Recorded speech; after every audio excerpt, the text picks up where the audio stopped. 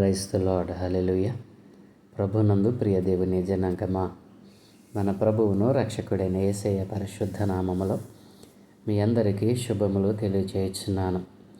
ప్రతి ఉదయం దేవుని తన ఆధ్యాత్మిక కార్యక్రమానికి మిమ్మలను ప్రేమతో ఆహ్వానిస్తూ ఉన్నాను.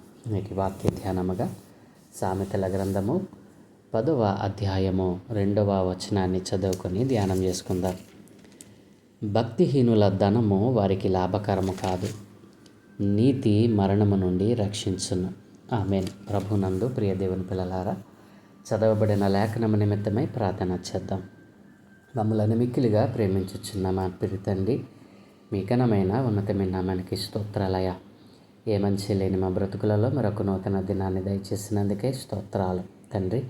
ఈరోజు మేము ధ్యానం చేయడం కొరకు చదువుకున్న ఈ లేఖన భాగాన్ని మా కొరకు దీవించండి. ఈ లేఖన భాగముల నుండి కొన్ని ఆత్మీయ పాఠాలు మీరే మాకు బోధించి నేర్పించమని యేసయ్య పరిశుద్ధ నామమున ప్రార్థించి వేడుకుంటూ ఉన్నాము తండ్రి. ఆమేన్. ప్రభునందు ప్రియ దేవుని పిల్లలారా, సామెతల గ్రంథం 10వ అధ్యాయము. మరి నిన్నటి దినాన్న మొదటి సామెతను మనం ధ్యానం చేశాం. జ్ఞానము గల కుమారుడు తండ్రిని సంతోషపరచును, బుద్ధి లేని కుమారుడు తన తల్లికి దుఃఖము పుట్టించును అన్న మాటను మనం ధ్యానం చేశాం. పుట్టినప్పుడు లేనటువంటి అజ్ఞానం, పుట్టినప్పుడు లేనటువంటి ఆ వ్యభిచారపు తలంపులు, పుట్టినప్పుడు లేనటువంటి దేవునికి విరోధమైనటువంటి ఆ తలంపులు మధ్యలో ఎందుకు పిల్లలకు, ఈ లోకంలో ఉన్న మానవాళికి మరి వస్తూ ఉన్నాయి అనేటువంటి విషయాన్ని మనం నిన్నటి దినాన ధ్యానం చేశాం. ఈ 10వ అధ్యాయము మరి నీతిమంతునికి మరియు భక్తిహీనునికి మధ్య ఉన్న తేడాలను వివరిస్తూ ఉందని, 32 వచనాలు 32 సామెతలుగా జ్ఞాని అయిన సొలొమోను వివరించాడు అని, ఇవి మన జీవితానికి, ఆత్మీయ జీవితానికి ఎంతో ఉపయోగకరమని నిన్నటి దినాన్న మనం ధ్యానం చేసాం. ఇక ఈరోజు 2వ సామెత 2వ వచనాన్ని మనం ధ్యానం చేద్దాం. భక్తిహీనుల ధనము వారికి లాభకరము కాదు, నీతి మరణము నుండి రక్షించును. భక్తిహీనుల ధనము వారికి లాభకరము కాదు అని జ్ఞాని అయిన సొలొమోను ఇక్కడ మాట్లాడడం మనం చూస్తూ ఉన్నాం.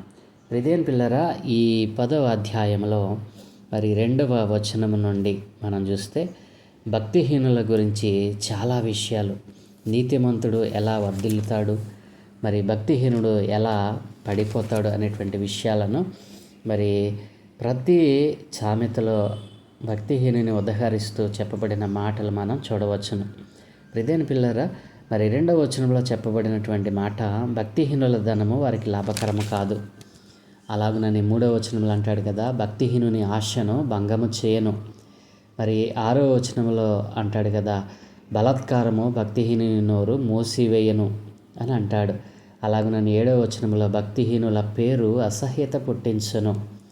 అలాగునని 11వ వచనంలో భక్తిహీనుల నోరు బలాత్కారము మరుగుపరచును.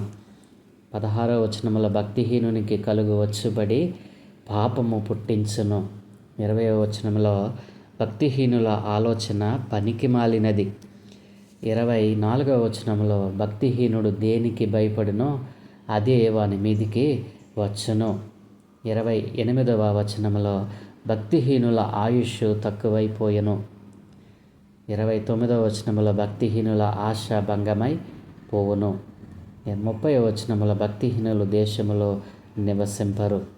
32వ వచనంలో భక్తిహీనుల నోరు మూర్ఖపు మాటలు, భక్తిహీనుల నోట మూర్ఖపు మాటలు వచ్చును.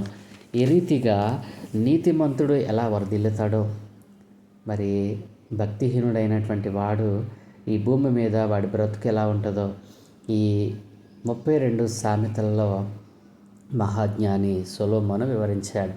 ఈరోజు 2వ సామెతను మనం ధ్యానం చేద్దాం. భక్తిహీనుల ధనము వారికి లాభకరం కాదు. ఎవరు భక్తిహీనులు? ఒక్క మాటలో చెప్పాలంటే, దేవుని యొక్క జ్ఞానాన్ని, దేవుని వాక్యాన్ని, దేవుని మాటను, దేవుని ఉపదేశాన్ని ఎవరైతే లెక్క చేయరో, ఎవరైతే పట్టించుకొనరో, ఎవరైతే వినరో, ఎవరైతే హృదయపూర్వకంగా దానిని గాయకొనరో వారే భక్తిహీనులు. ప్రియదేవుని పిల్లరా, భక్తిహీనత అంటే ఏమిటి? దేవుడంటే భయభక్తులు లేనివారు. భక్తిహీనత అంటే ఎవరు? భక్తిహీనులు అంటే ఎవరు? కనీసము మరి దేవుడంటే భయభక్తులు లేని వారైనా మనం చూస్తే ఎవరు భక్తిహీనులు? దేవుడంటే భయభక్తులు లేనివారు భక్తిహీనులు. నిజ దేవునిని ఎరగని వారు భక్తిహీనులు. చెడు హృదయము కలవారు భక్తిహీనులు. దుష్ట మనస్సు కలిగిన వారు భక్తిహీనులు. అన్యాయస్తులు భక్తిహీనులు. మోసపు ఆలోచన కలిగిన వారు భక్తిహీనులు. దోషకులు భక్తిహీనులు. హంతకులు, దోపిడీదారులు భక్తిహీనులు. దుర్మార్గపు మనస్సు కలిగిన వారు భక్తిహీనులు. అనీతిమంతులు భక్తిహీనులు. యథార్థత లేనివారు భక్తిహీనులు. అసత్యము పలికేటువంటి వారు భక్తిహీనులు. వ్యభిచారము చేసేటువంటి వారు భక్తిహీనులు. జారత్వం చేసేవారు భక్తిహీనులు. శరీరాశ, నేత్రాశ, జీవపుడంబం కలిగిన వారు భక్తిహీనులు. ఇలా చెప్పుకుంటూ పోతే అనేకమైన అవలక్షణాలు కలిగి ఈ రోజున జ్ఞానవంతుడైనటువంటి ఆ దేవుని మాటను, ఉపదేశాన్ని, జ్ఞానాన్ని తిరస్కరిస్తున్న వారు ఈ లోకంలో భక్తిహీనులు. ఎవడు భక్తిహీనుడో తెలుసా? ప్రతి ఉదయము నిన్ను పోషించి, నిన్ను సంరక్షించి, నిన్ను కాపాడి, ప్రతి ఉపద్రవంలో నుండి ప్రతి క్షణము కూడా కంటికి రెప్పలా కాపాడినటువంటి ఆ నిజ దేవునిని ఎరగకుండా, ఆ సత్యవంతుడైన దేవుణ్ణి ఎరగకుండా, ఒకే ఒక్క దేవుడు ఆయనే క్రీస్తు అని ఎరగకుండా ఎవడైతే బ్రతుకుతూ ఉన్నాడో, అలాగునని రక్షణ పొందుకున్న నేను దేవుని కుమారుడను, కుమార్తెను అనుకున్నటువంటి వారు మరి దేవునిని అవసరానికి వాడుకొని, అవసరానికి మాత్రమే దేవుణ్ణి మరి తీసుకుని వచ్చి తర్వాత దేవుణ్ణి విడిచి లోకముతో స్నేహం చేసేవారు అందరూ కూడా ఎవరు? భక్తిహీనులంటండి.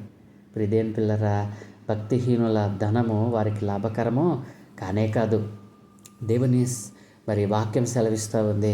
ఈ రోజున ఈ భక్తిహీనులైనటువంటి వారు, ఈ లక్షణాలన్నీ కలిగినటువంటి వారు దగ్గరగా మరి 15-16 లక్షణాలు ఇవే కాదండి, ఈ లోకంలో అనేకమైన లక్షణాలు కలిగి భక్తిహీనతతో మరి వీరంతా ఏం చేస్తూ ఉన్నారో తెలుసా? ప్రియదేని పిల్లరా, వీరంతా దేన్ని సంపాదించడానికి పరిగెడుతున్నారు? దేనికోసం పరిగెడుతున్నారు అంటే ధనం కోసం, పేరు కోసం, మరి పలుకుబడి కోసం. ప్రియదేని పిల్లరా, ధనము, దేవుని వాక్యం సెలవిస్తుంది, ధనము సమస్త కీడులకు మూలం. భక్తిహీనుని యొక్క బ్రతుకు ఎలా ఉందో మరి 10వ అధ్యాయంలో జ్ఞాని అయిన మహారాజు, జ్ఞాని అయిన సొలొమోను వివరించాడు. ప్రియదేని పిల్లరా, అవును కదా? మరి ఈ భక్తిహీనత వలన సంపాదించినటువంటి ధనం వారికి లాభకరం కాదంటండి. భక్తిహీనతతో ఇన్ని అవలక్షణాలు హృదయంలో ఉంచుకొని మరి దేవుడంటే భయభక్తులు లేకుండా ఇష్టం వచ్చినట్లుగా జీవిస్తున్నటువంటి ప్రతి వాడు కూడా మరి ధనమును, పేరును, ప్రఖ్యాతను, మరి పేరాశను కలిగిన వారై ఈ లోకంలో మరి సమస్తమైన కీడులకు మూలముగా వారు మారిపోతూ ఉన్నారు. ప్రియదేని పిల్లరా, ఎవరు వారికి కీడు చేయనక్కర్లా, వారి మీదకి కీడును వారే తెచ్చుకుంటూ ఉన్నారు. వీరే భక్తిహీనులు. ప్రియదేని పిల్లరా, భక్తిహీనత దేవుని యొక్క మరి ప్రసన్నతను, దేవుని సన్నిధిని నీకు దూరం చేస్తుంది. భక్తిహీనత నీకు ఆరోగ్యాన్ని దూరం చేస్తుంది. భక్తిహీనత నీకు కుటుంబాన్ని దూరం చేస్తుంది. భక్తిహీనత నిన్ను స్నేహితులకు దూరం చేస్తుంది. భక్తిహీనత నిన్ను ఇక ఈ భూమి మీద లేకుండా చేస్తుంది. ప్రియదేని పిల్లరా, ఎంత భయంకరమైనటువంటి పరిస్థితుల గుండా నువ్వు వెళుతూ ఉన్నావో. కేవలము ఈ లోక సంబంధమైన ధనం కోసం, ఆస్తి కోసం, పేరు ప్రఖ్యాతల కోసం నిజమైన దేవునిని గ్రహించకుండా, జ్ఞానవంతుడైనటువంటి దేవుడు నీకు జ్ఞానాన్ని ఇస్తానని, వివేచన ఇస్తానని, యథార్థత, నీతిని ఇస్తానని ఆయన చేతులు జాసి నిన్ను కంటికి రెప్పలా కాపాడుతూ ఉంటే, ఆయనను విడిచిపెట్టి ఈ లోకము దాని ఆశలతో మరి శరీరాశ, నేత్రాశ, జీవపు డంబముతో నీ జీవితాన్ని పాడు చేసుకుంటున్నావు. భక్తిహీనత నిన్ను నరకంలోనికి నడిపిస్తుంది. భక్తిహీనత నీ హృదయాన్ని చెడగొడుతుంది. భక్తిహీనత నీ మనసును చెడగొడుతుంది. భక్తిహీనత నిన్ను అన్యాయస్తునిగా, మోసగాడిగా, దోషకునిగా, హంతకునిగా, దోపిడీదారుగా, దుర్మార్గులుగా, అనీతిమంతునిగా, యథార్థత లేనివానిగా, అసత్యవంతునిగా, వ్యభిచారిగా, జారత్వం చేసేవాడిగా నిన్ను మారుస్తుంది. నా ప్రియ దేవుని పిల్లలారా, భక్తిహీనుల ధనము వారికి లాభకరము కానే కాదు. భక్తిహీనుడు అనుకుంటాడు, నేను సంపాదించాను, నేను కూర్చుని తింటాను. నా ప్రియ దేవుని పిల్లలారా, దేవుడు పరిశుద్ధ లేఖనములో యేసుక్రీస్తు ప్రభుల వారు ఉపమానం చెప్తున్నాడు. ఒక ధనవంతుడు అనుకున్నాడట, ఒక రాత్రి మంచం మీద పడుకొని, విస్తారమైన పంట పండింది, దీన్ని దాయటానికి నా దగ్గర కొట్లు లేవు, మరికొన్ని కొట్లు కట్టించి ఆ పంట అంతటిని కూర్చుకుంటాను, నేను తినుతూ త్రాగుచు సుఖిస్తాను అని మంచం మీద పడుకుని అనుకుంటున్నాడట. ఆ ధనవంతుడి దగ్గరికి దేవుడు వచ్చి అన్నాడు కదా, పిచ్చివాడా, ఈ రాత్రి దేవుడు నీ ప్రాణం అడిగితే ఏం చేస్తావా అని అడిగాడు అంటండి. ఇప్పుడు దేని పిల్లలు ఏమవుతుంది? భక్తిహీనత ఎలాంటి ఆశలను పుట్టిస్తుంది, భక్తిహీనత ఎలాంటి కోరికలను పుట్టిస్తుంది, భక్తిహీనత దేవుని మార్గాలను విడిచిపెట్టి లోక సంబంధమైన మార్గాలను అన్వేషించు అని నేను ప్రేరేపిస్తుంది. ఇప్పుడు దేని పిల్లరా, ఎంత భయంకరమైన పరిస్థితులకు నెట్టబడి ఉన్నారో. ఈరోజున చాలామంది ధనమును ఆశించి, డబ్బును ఆశించి, పేరును ఆశించి ఈ రోజున ఎంతోమంది భక్తిహీనులుగా, దేవుని భయభక్తులు లేకుండా బ్రతుకుతూ ఉన్నారు. అలాంటి వారందరినీ దేవుడు తను ఆయన కాపాడుతూనే ఉన్నాడు. ఆయన విడిచిపెట్టలేదండి ఎవరిని. భక్తిహీనుని కాపాడుతూ ఉన్నాడు, యథార్థవంతుడిని కాపాడుతూ ఉన్నాడు. దేని పిల్లరా, ఎందుకో తెలుసా? ఆయన దృష్టిలో అందరూ సమానమే. భక్తిపరుడు దేవుని దృష్టిలో ఎక్కువ కాదు, భక్తిహీనుడు దేవుని దృష్టిలో తక్కువ కానే కాదండి. ఆయన 2 చేతులు చాచి పిలుస్తూ ఉన్నాడు. భక్తిహీనులైనటువంటి వారిని, భక్తులైనటువంటి వారిని అందరినీ పిలుస్తూ ఉన్నారండి. ఎవరిని తక్కువ చేయట్లేదు. ఎంత గొప్ప దేవుడు! అందరినీ సమానంగా చూసేటువంటి దేవుడు. పాపిని పాపిలాగా, పరిశుద్ధిని పరిశుద్ధిలాగా చూసే దేవుడు కాదండి. నా ప్రియ దేవుని పిల్లరా, అందరినీ ఒకేలాగా, అందరూ ఒకే మనసు కలిగి ఉండాలని, అందరూ పరిశుద్ధతలోనికి రావాలని, అందరూ ఆ పరిశుద్ధతను పొందుకొని ఆ నిత్యరాజ్యం చేరాలని ఆయన ఆశపడుతూ ఉన్నాడు. పరలోక రాజ్యంలో నుండి ఎదురు చూస్తూ ఉన్నాడు. నా ప్రియ దేవుని పిల్లలారా, ఆలోచన చేశారా? ధనమాట వారికి లాభకరం కాదట. ఎందుకు లాభకరం కాదు? ప్రియ దేవుని పిల్లలారా, ఎందుకు ధనము వారికి లాభకరం కాదు? ఆ ధనం వారు ఎలా సంపాదించారు? దేవుని ఆజ్ఞలను మీరి అన్యాయంగా, మోసంతో సంపాదించారు కాబట్టి ఆ ధనం ఎందుకు వారికి లాభకరం కాదు అని అంటే, వారు తాత్కాలికమైన సంతోషాన్ని, తాత్కాలికమైన ఆనందాన్ని ఇచ్చేటువంటి దానిని వారు ఎలా సంపాదించారట? అన్యాయంగా, మోసపూరితంగా ఒకరిని చంపి, ఒకరి దాన్ని లాక్కొని వారు సంపాదించారు. అందుకే అది వారికి లాభకరం కాదు అంటున్నాడు దేవుడు. దేని పిల్లరా, ఆ ధనాన్ని సంపాదించుకొని దేవుని ఆజ్ఞలను మీరి అన్యాయంగా, మోసంతో సంపాదించినటువంటి ధనము వారికి తాత్కాలికమైన సంతోషాన్ని ఇస్తుందేమో, కానీ నిజంగా ఆపద వచ్చినప్పుడు, అనగా అనారోగ్యమో లేదా మరణమో ముంచుకొచ్చినప్పుడు ఆ ధనం వారి ప్రాణాన్ని కాపాడుతుందా? దేని పిల్లరా, చూసారా, చాలామంది ధనవంతులు ఈ లోకంలో చనిపోయారు. ఏ ఒక్కడు కూడా వారు సంపాదించుకున్న ఒక్క పైసా కూడా వారితో తీసుకుని పోలేదు. దేని పిల్లరా, ఎంత భక్తిహీనత! ఎందుకు? దేవుడు నీకు ఒక మంచి ఉద్దేశంతో, ఆయన ఒక ఉద్దేశంతో, ఆయన చిత్తాన్ని నీ పట్ల నెరవేర్చుకోవాలని ఈ కొద్దిపాటి జీవితాన్ని దేవుడు నీకు ఇస్తే, భక్తిహీనత చేత దేని పిల్లరా, నీవు అనారోగ్యాన్ని కొని తెచ్చుకుంటా ఉన్నావు, చివరికి మరణాన్ని కొని తెచ్చుకుంటా ఉన్నావు. నీ ధనం నీ ప్రాణాన్ని కాపాడగలదా? అయితే ఏది నిన్ను కాపాడుతుంది అని అంటే, నీతి మరణము నుండి రక్షించును. నీతి మరణం నుండి రక్షిస్తుంది. ఏది నిన్ను రక్షిస్తుంది అని అంటే, నీ నీతి నిన్ను మరణం నుండి రక్షిస్తుంది. నీ ధనము చివరిలో, నీ ప్రాణాపాయ స్థితిలో, మరణమందు నీ ధనము నీకు అక్కరకు రాదు. దేని పిల్లల, నీకు అక్కరకు వచ్చేది ఏంటో తెలుసా?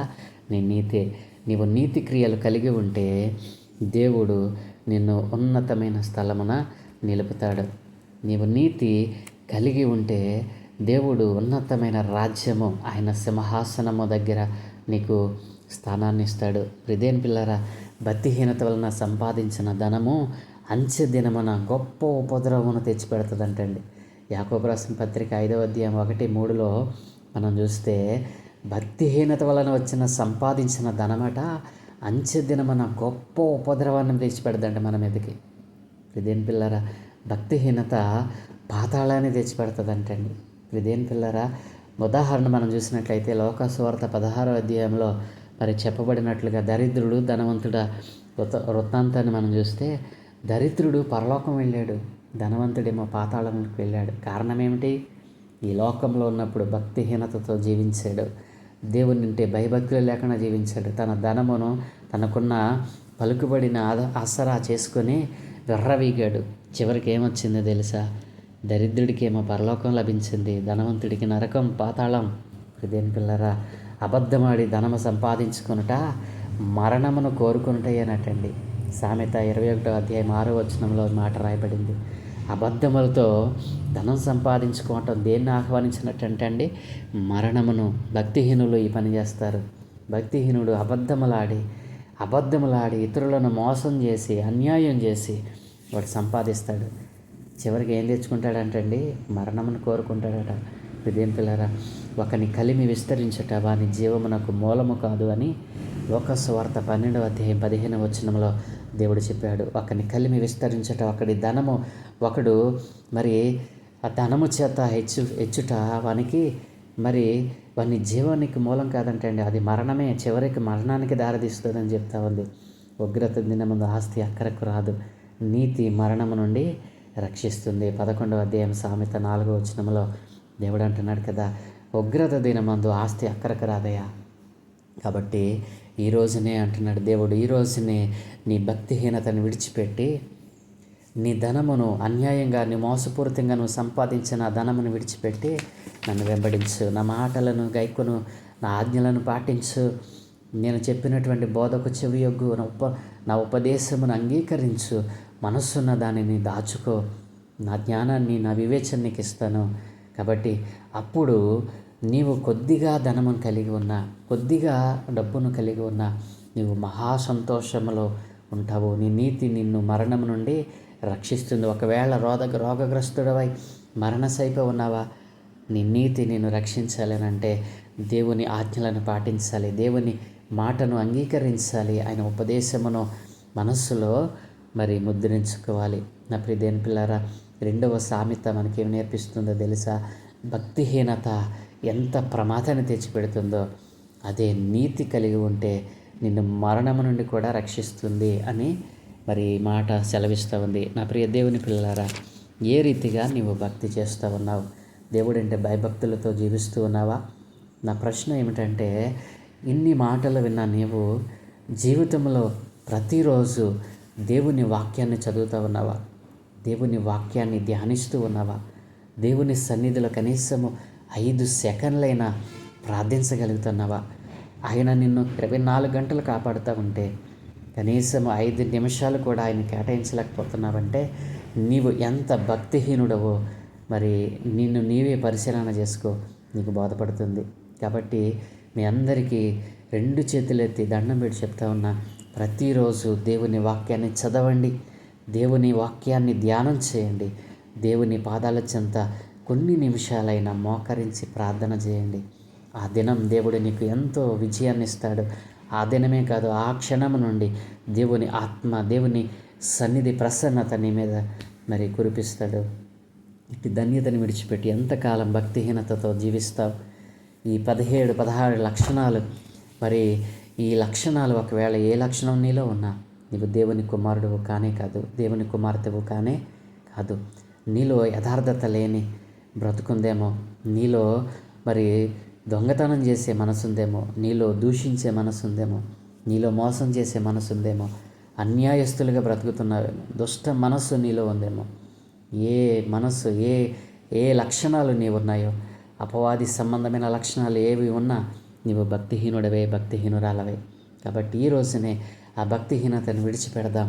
భక్తిహీనుని ఆశ భంగమైపోతుందంట, భక్తిహీనుల ఆయుస్సు తక్కువైపోతుందంట. భక్తిహీనుడు దేనికి భయపడతాడు అదే వాడి నెత్తి మీదకి వస్తుందట. ఎంతకాలము ఈ భక్తిహీనతను విడిచిపెడదాం. పరిశుద్ధులుగా మారదాం, నీతిని సంపాదించుకుందాం, నీతిమంతుడైన యేసుక్రీస్తుని కలిగి ఉందాం. ఆయన కృపలో మనందరము భద్రపరచబడదాం. ఎంతకాలము భక్తిహీనత చేత నీ జీవితాన్ని పాడు చేసుకుంటావు?